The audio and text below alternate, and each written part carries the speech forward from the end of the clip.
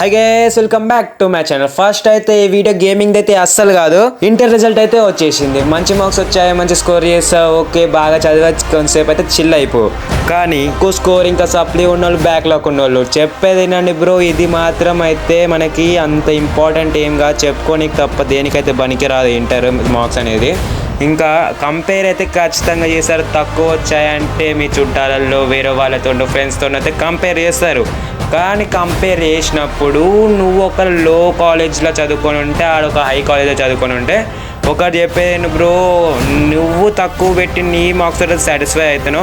కానీ ఎక్కువ పెట్టినట్లయితే ఆ ఇంటర్లో హైయెస్ట్ మార్క్స్ ఎంత 997, అంతెందుకు రాలేదని రిటర్న్ క్వశ్చన్ చేయగానే నువ్వైతే పడకు, నీ మార్క్స్ అయితే నువ్వు సాటిస్ఫై అయినావు అని చెప్పు. సప్లీ పడ్డది, బ్యాక్లాగ్ ఉంది అంటే లైట్ తీసుకో బ్రో. ఇంకా 1 month అయితే నీకు ఛాన్స్ ఉంది. నువ్వు ఖచ్చితంగా చెప్పేసి ఇంట్లోకి నేనైతే తీస్తా, నాకు ఇంకో ఛాన్స్ ఉంది, అంతలోపు అయితే నేను నేర్చుకొని అయితే తీసేస్తా, బ్యాక్లాగ్ ఉంచుకోను అని చెప్పేసి. ఇంకా సప్లీలో కూడా ఇంకా పాస్ అయిపోతా అని చెప్పేసి ఒకరు ఇంకా కంపేర్ చేస్తే ప్రతి ఒక్కరికైతే అన్నీ రావు బ్రో. నీకు వచ్చింది అయితే ఆ బ్రోకి అయితే ఖచ్చితంగా వచ్చి ఉండదు, ప్రతి ఒక్కరికైతే అన్నీ రావు. ఇంకా నీకు దేంట్లో ఇంట్రెస్ట్ ఉందో అది ఫస్ట్ మీ ఇంట్లోకి చెప్పేసి నువ్వు ఇంకా దాన్ని ల్యాగ్ చేయకు, దాని మీద ఇంట్రెస్ట్ పెట్టు, అది దాని మీద కెరియర్ క్రియేట్ చేయడానికి ట్రై చేయ. కానీ నీకు ఇంట్రెస్ట్ ఏంది ఫోర్స్ వల్ల అయితే చేయకండి, మీకు నచ్చింది అయితే చేయండి. ఇంకా దేనివల్ల అయితే రిస్క్ డిసిషన్ అయితే తీసుకోకండి. ఒక మంచి అయితే ఆలోచించండి. ఇంటర్ అంటే లైట్ ఏం పట్టించుకోకండి అంతగానో, మార్క్స్ చెప్పుకోనికి తప్ప దేనికి పనికి రావు. ఇంకా ఈ వీడియోకి అయితే అంతే బ్రో. ఇంకా లైక్ సబ్స్క్రైబ్ చేసుకోవడం మాత్రం మర్చిపోకు. ఉంటా మరి.